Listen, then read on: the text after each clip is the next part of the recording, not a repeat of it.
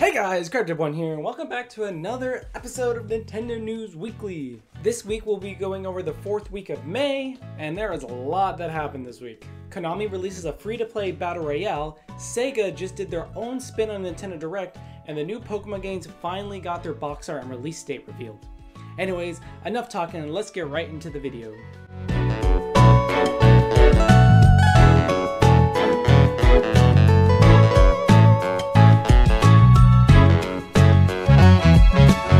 First up, we have Nintendo releasing an update for Mario Kart 8 Deluxe. This is the first time since January 2019 this version has received an update. This isn't too big, so don't get your hopes up.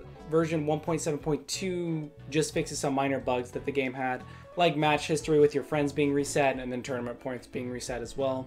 It isn't surprising they're trying to update this game 4 years after its initial release. It's been the top of the charts ever since it came out.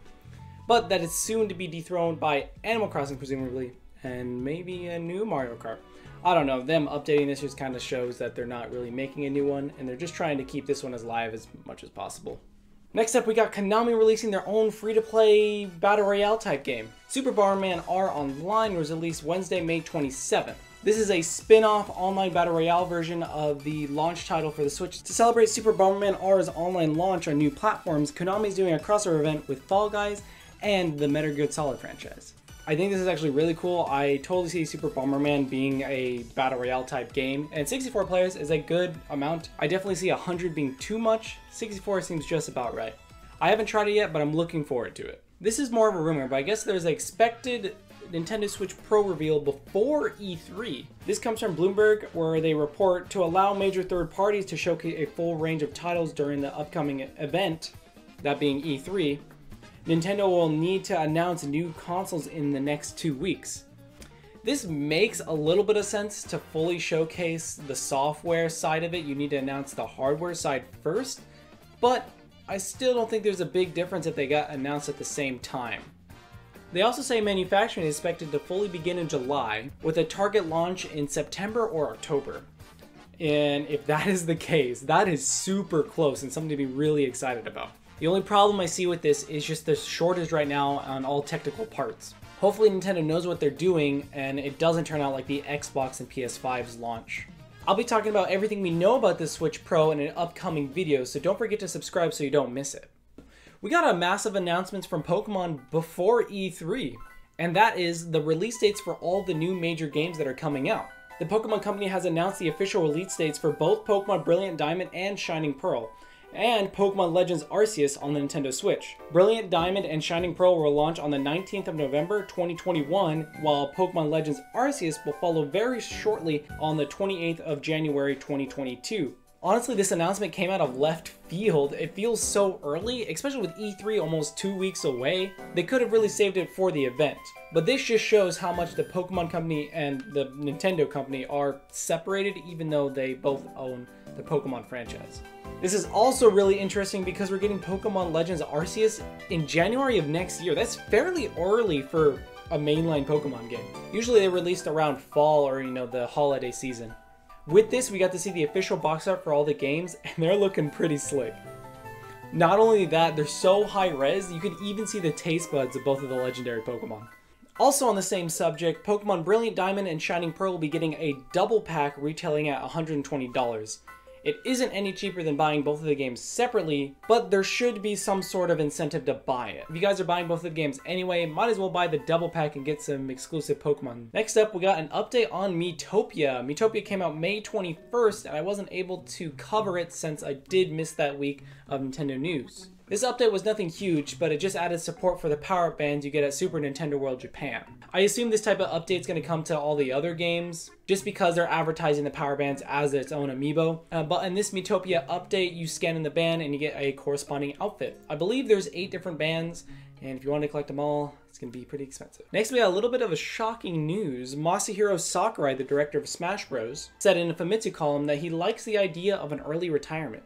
With the help of these wonderful people, we were able to get an early translation of Masahiro Sakurai's column in the Famitsu magazine. This came from an article discussing Japan's Golden Week, which is a week from the 29th of April to early May, containing a number of Japanese holidays.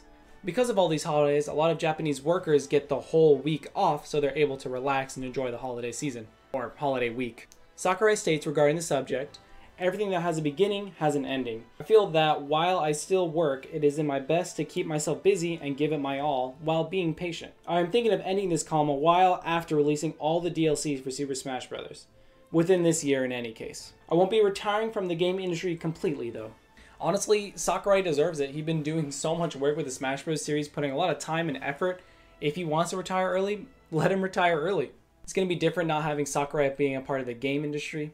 But all the stuff he's given to us and created for us, he definitely deserves a break. Next, we got some leaks for Donkey Kong concept art for Super Nintendo World. Just a quick recap for everything we know about the DK land in Super Nintendo World.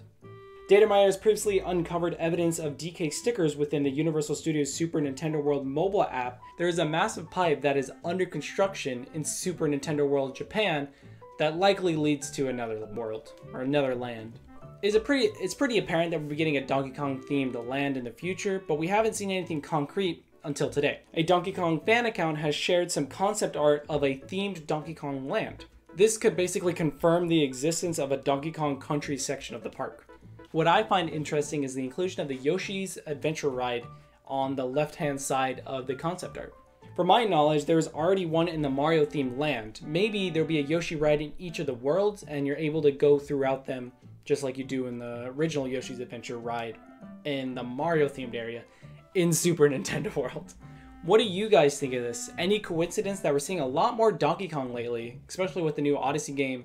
Comment down below to let me know. Sega recently had their own spin on a Nintendo Direct called Sonic Central. Here they showed off a lot of projects and collaborations that we'll be having. I'll go through the headlines right now.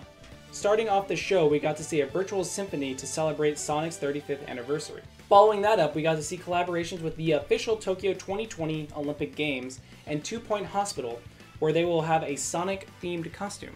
Sonic Colors Ultimate got announced for the Switch and other platforms the 7th of September. The love for Sonic Colors doesn't stop there because they announced a short animated series that actually looks pretty sick called Sonic Colors Rise of the Wisp. They said it'll be a 2-part animated series most likely to be released online, similar to the Sonic Mania shorts. There is a new compilation of games that is currently being worked on called Sonic Origins. And the final one more thing in every classic Nintendo-styled showcase was a teaser trailer for Sonic's new game. It looks very open world-esque and very techie glitchy. Data miners have already found the name of the game from the video file called Sonic Rangers. This correlates a lot with leaks we have seen from the past.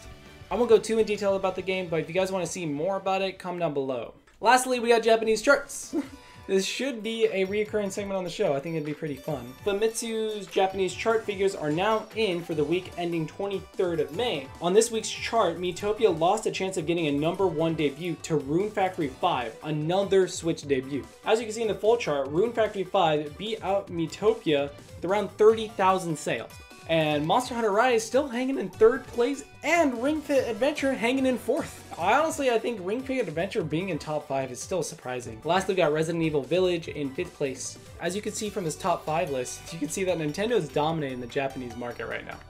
Alright, that is the end of this week's news. If you guys did enjoy, be sure to hit that like button to let me know I'm doing a good job. Don't forget to subscribe as well so you don't miss any of these videos every Wednesday and Saturday. I'm Crafty1, and this has been your Nintendo News, and I'll see you guys next week.